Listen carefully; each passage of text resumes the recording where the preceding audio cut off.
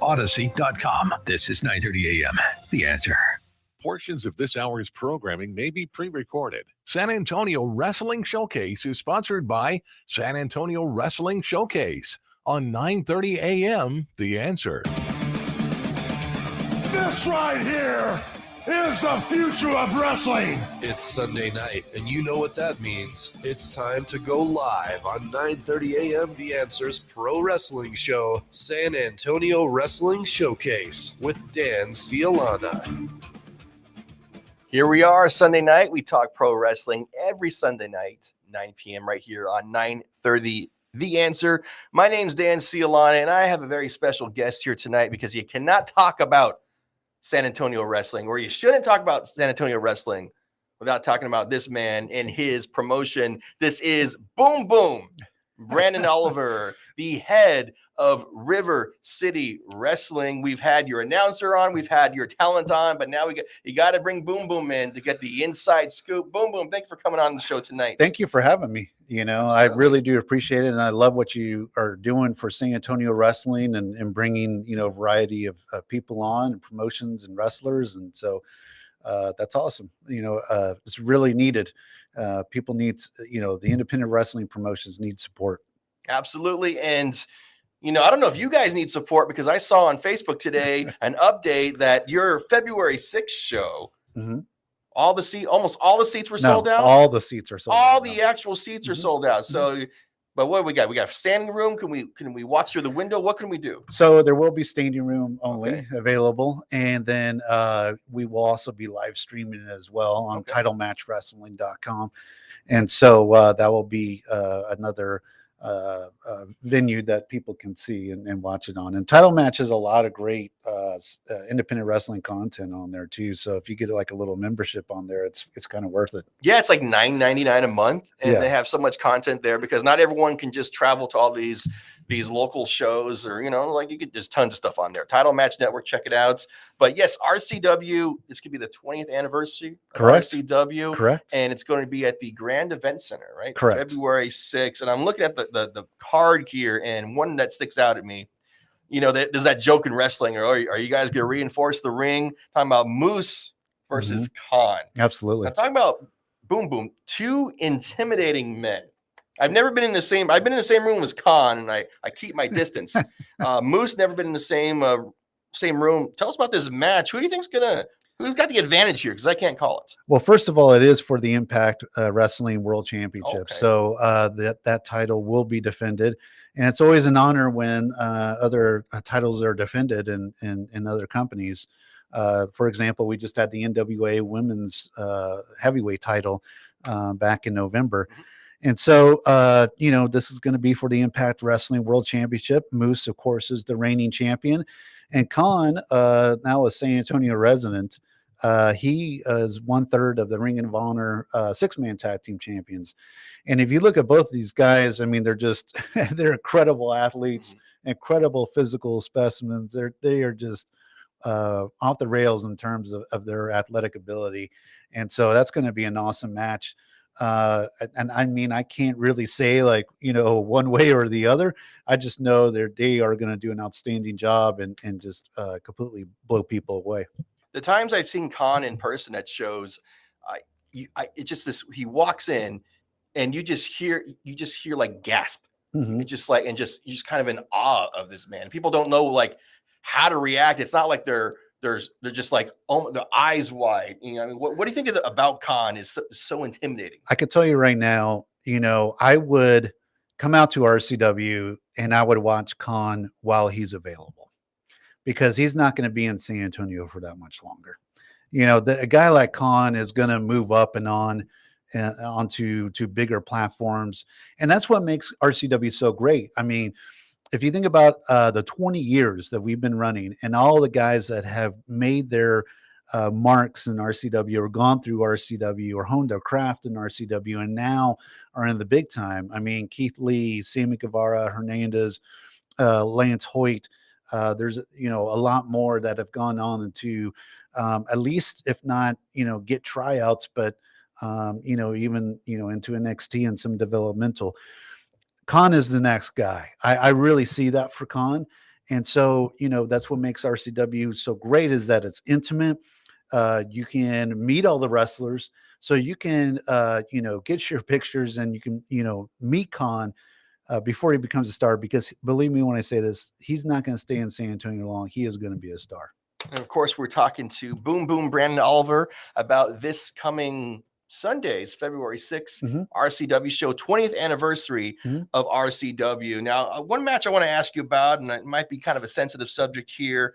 I saw a video, an unfortunate incident that you were involved in, I think, over at Hybrid School of Wrestling. You got to stay out of those back rooms there. Things go crazy.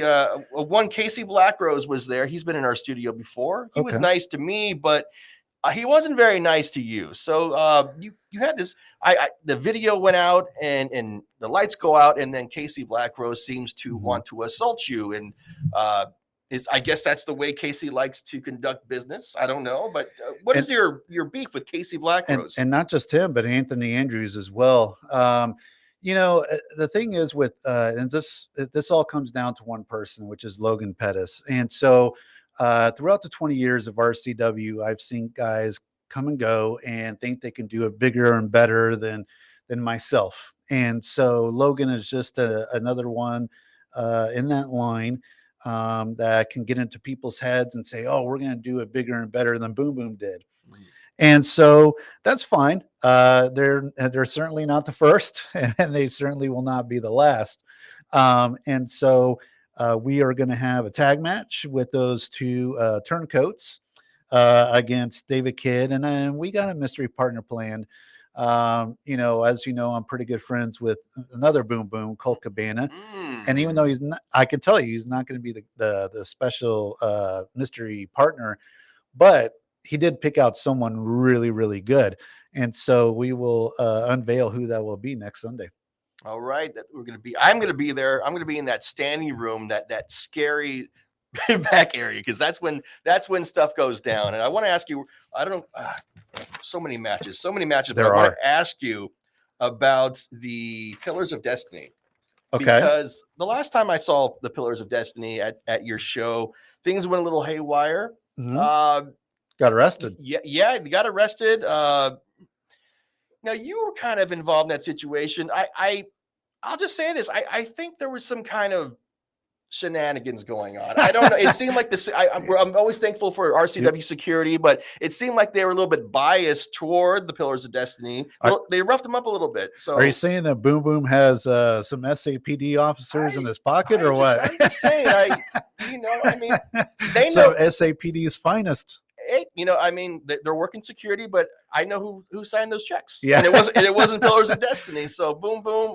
No, that was not me. Actually, that was all Gnostico, and Gnostico has been a thorn in their side, and instrumental in the DFW cartel winning the tag team championships from them.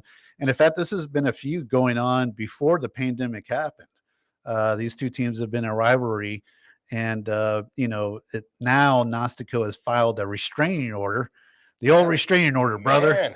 And so the Pillars can't, be in a match with them and can't be close to them. So doesn't that bring up some, sorry to interrupt, but just thinking logistically, keeping these people separated, because I know you don't want to be responsible for anybody breaking a restraining order. So how do we keep this environment safe so nobody gets any kind of legal problems? Absolutely. Well, luckily the Grand Event Center has a very extensive backstage. And so you got to put tape down, right? That's right. That's right. We got to measure it out 50 feet and, but that's fine. But, sooner or later, restraining orders are only as good as the paper they're written on, as some people may know with, with the ankle bracelets or something. So you're saying maybe you never know. Sometimes the card is subject to change. Maybe the restraining order is subject to being ignored. Maybe someone might, you never know. Never know when that's going to happen. Yeah. And I'm not, bedfellows with the Gnostico or anything, you know what I mean? So, even though I'll do the legal thing, but he's not my boy, so, at the end of the day, we'll see what's right by the fans. Okay. I'm going to bring my tape measure, make sure everybody's separated. Yes. But if they're not separated, I'm not going to do anything because I stay out of the way there. Oh my God! Look at this tag team match here: Royal Taxation Oh yes. versus the Texas Treats, and we've had Brandon Weiss here in the studio as well. I describe him as a good wrestler, but a bad person. Would you say that's accurate? Or Oh man, you can say that about a lot of people. all right, brother. That's right. I mean, you can, but what I'm looking forward to out of that is the Texas Streets finally reuniting after 13 years. And so when I first started RCW, maybe about 3 years into it, 2005, there was a group of guys that met up with me and said that they really wanted to push RCW to be, the top promotion in the city. And those guys were the Texas Streets. And so to have them reunited, they've gone their separate ways, we've gone our separate ways, but somehow found each other again. And so to see those guys as a tag team again, I will go on record as saying that I believe that those two guys were the best unsigned talents in the 2000s, definitely the best tag team in Texas. And so to finally get them to see them back home is going to be really, really cool. And I'm very thankful for Marvel and Don Juan. And so it's going to be cool to see them back together again. Talking to Boom Boom Brandon Oliver from River City Wrestling, the head of River City Wrestling, talking about RCW's 20th anniversary show this Sunday, February 6th at the Grand Event Center. So many matches to talk about. Oh my God. Matches. But I want to pause real quick to kind of just get to know you. Okay. In terms of that might be dangerous. So you're what can we get away with? You're not just a wrestling promoter, but you're a wrestling fan. Sure. So what are your earliest memories of watching wrestling as a kid, I assume? So yeah, I started watching wrestling about 1985-ish. And the most solid memory I have, like the most, where I was like completely terrified and engaged and into it, was Jake the Snake Roberts DDTing Ricky Steamboat on the concrete floor. Oh, like I really thought Ricky Steamboat was dead. I thought, I was a huge Steamboat fan. In fact, I brought him to RCW a couple times. And I've completely flipped out and being in his presence. But yeah, that was the first one that really like sucked me in. Cause like I said, I was like, oh my God, like, did he die? And, Jake the Snake is, a scoundrel. And, so I wanted Steamboat to come back and get his vengeance. So, since then I would say that's like my first solid memory of like a storyline that I really like, fell in love with. And then from there, I would say I watched every minute, definitely for WWF, every minute of WWF programming from that point on until about maybe 2001, 2002-ish. Okay. So Superstars of Wrestling, Wrestling Challenge. Oh, yes. Primetime Wrestling, all that stuff. Yes. The good and the bad of WWF. Absolutely. And I didn't just stick with WWF. I mean, of course, I love we were talking about this before. I loved all the other promotions, AWA, World Class, NWA. Just WWE kind of stuck out a little bit more, and certainly we were talking about the rivalry and, you got to be on this side or that side. I was never like that. I didn't wish for the Von Erichs to be put out of business or something, but I felt WWF just had a little bit of an edge in terms of production values and wrestlers. But I would certainly watch, Von Erichs and the Freebirds and, AWA with the Ganyas and the Road Warriors and stuff like that. So, I loved wrestling and growing up, it was just my mom and I, and my poor mom, I would drag her to all these wrestling shows all over the country. WrestleMania 9 in Vegas was the first WrestleMania we ever attended. So yeah, as a very, very hyped fan, and then slowly got to understand the inside of the business. That happened when I moved out to Tampa, Florida, which basically any 80s and 90s guy lives in Tampa, Florida. And so shoes, no socks, like the Miami Vice thing. That's right. And I mean, I'm telling you, like any name guy from the 80s and 90s lives there. And so, just talking to them, finding out about it. And then I was trying to make a decision what to do with my life. And so I applied for some universities, and then Shawn Michaels Wrestling Academy opened San Antonio. And that's where I was born. And so I loaded up my tiny little Jeep Wrangler, which if Jeep Wranglers in the late 90s are not very big. Yeah. And so everything I owned, I put into that and drove out here to go to school and go to wrestling school at the same time. And that the rest, as they say, is history. All right. I mean, my first memory of wrestling, I guess I just must have been 9 years old in 1989, stumbled upon Superstars of Wrestling one Saturday morning and was just hooked. But my first storyline I remember watching was the build up to WrestleMania 5, the Mega Powers explode. Absolutely. And the first time I ever saw wrestling live on TV was that NBC special where the Mega Powers broke up, where Miss Elizabeth was knocked off the ring, and then Hogan, he's got to go back, and Macho's upset, and you the lust in your eyes for Elizabeth, so we have all these great memories of wrestling, and that's why we're here, because we love it. That's that's ultimately what I mean, Snake and Steamboat. But what ultimately really, really, was like, okay, this is the greatest thing I've ever seen. And we were into G.I. Joe and Transformers and Star Wars, all the 80s and 90s stuff, right? But the Hogan Savage and that whole story over, a 3-4 year period was just completely mind blowing. Yeah. And, I pattern a lot of my stuff. Even, as Boom Boom Brandon Oliver, I pattern a lot of my stuff after inspirations. For example, the yellow that I wear is in honor of Hulk Hogan, and a lot of the, the name on the back of the jacket that comes from Bobby the Brain Heenan, so, I mean, you're not a humanoid. Yeah. Or Hammenegger. Neither. So many wrestlers are like, oh man, it's a dirty word, oh man, to be a mark or whatever. But the way I look at it is, I'm sure basketball players were inspired by Michael Jordan, right? And, NFL players were inspired by, their heroes, Joe Montana or whatever, Dan Marino or whatever. And so it's like, well, why can't you sit there and say, this is who inspired me to be this obsessed about it and to be this, passionate about it. So I have no problems at all saying I was a mark back then, right. and in some ways, still am, but I don't think that's a dirty word. It's like, some of the old guys, and I think that's changing, but I think some of the old guys think they just, the sky is parted and they fell down into the earth as wrestlers. And it's like, no, why not sit there and say, man, I was inspired by Ric Flair. I was inspired by these guys. You know what I mean? I think there's nothing wrong with that. Talking to Boom Boom, almost called you Broom Broom. That's a new gimmick for you. You hit people with the broom, but Boom Boom, Brandon Oliver from River City Wrestling, talking about the upcoming February 6th RCW 20th anniversary show. Talking about just wrestling in general, just being marks, not being afraid of it. I remember hearing one time on your Remarkable Wrestling podcast, it was you and your co-host who were talking about meeting Tommy Dreamer. And then I think it was your co-host who said, like, he went up to Tommy Dreamer and said, I don't want to be a mark, but I want to come say hi to you. And then Tommy Dreamer said, hey, we're all marks. That's why we're here. So don't be afraid of that. The biggest, I could tell you this, and maybe some indie wrestlers and indie people are watching. The biggest marks in wrestling are like the local indie guys.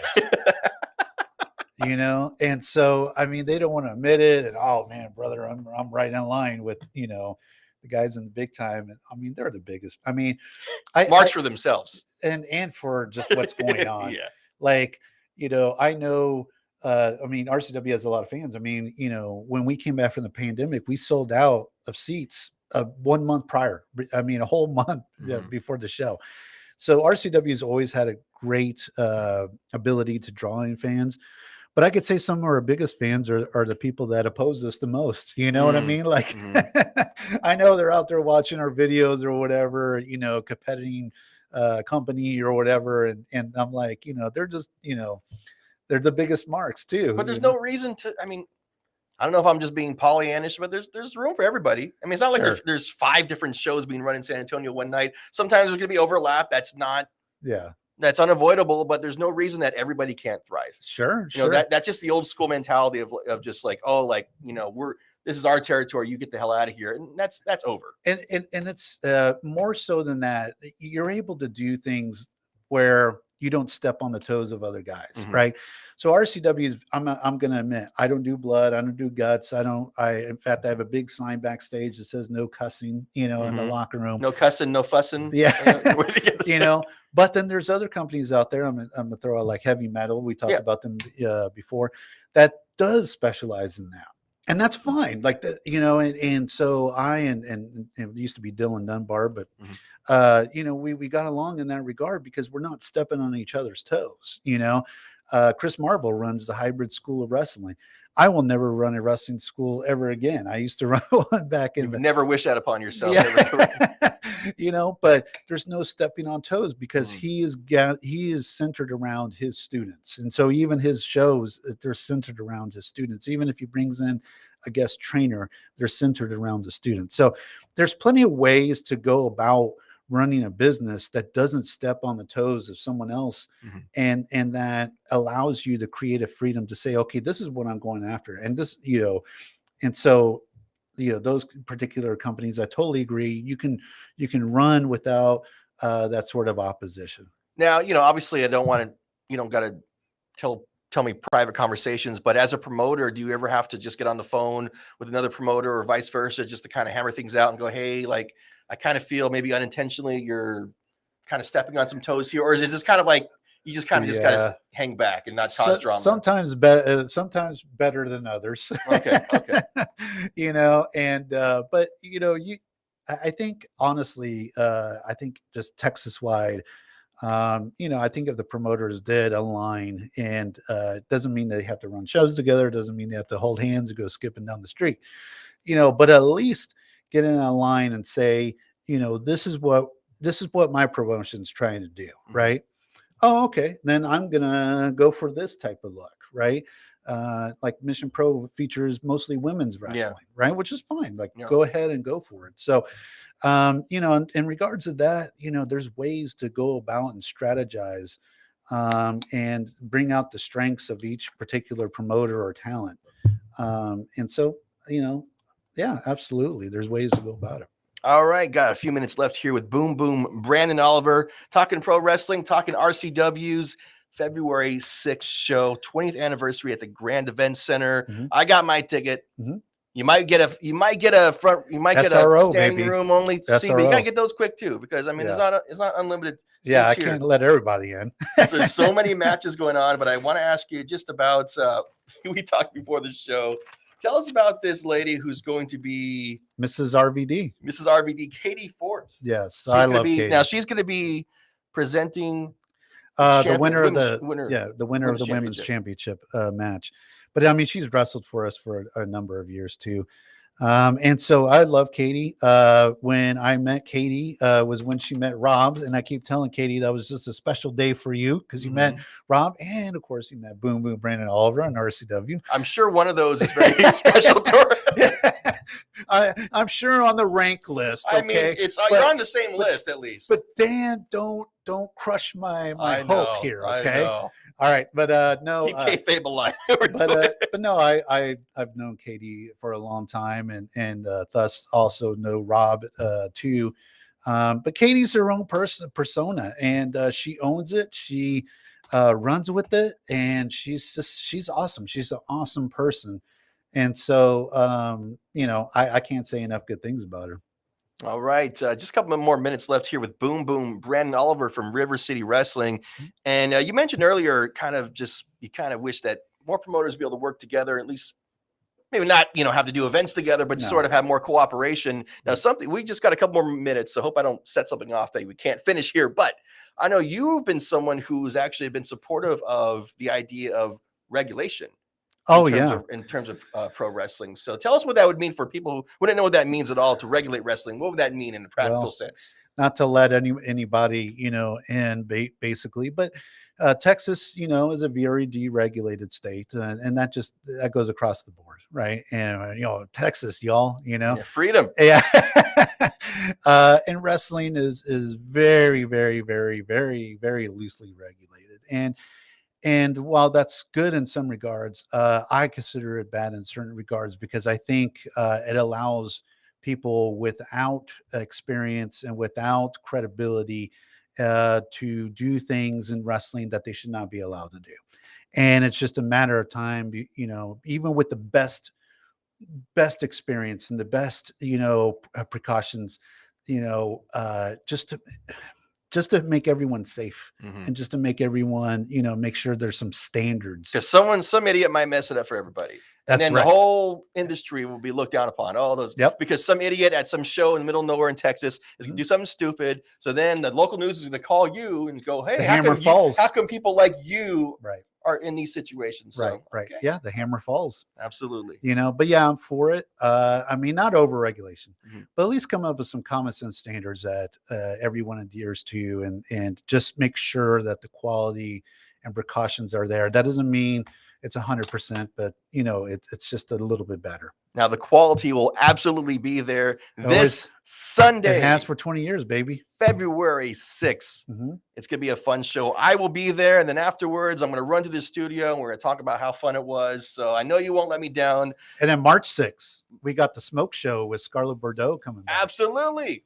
We'll be at both. Boom, boom. Thank you for being here on San Antonio Wrestling Showcase on 930 The Answer. Thank you for having me.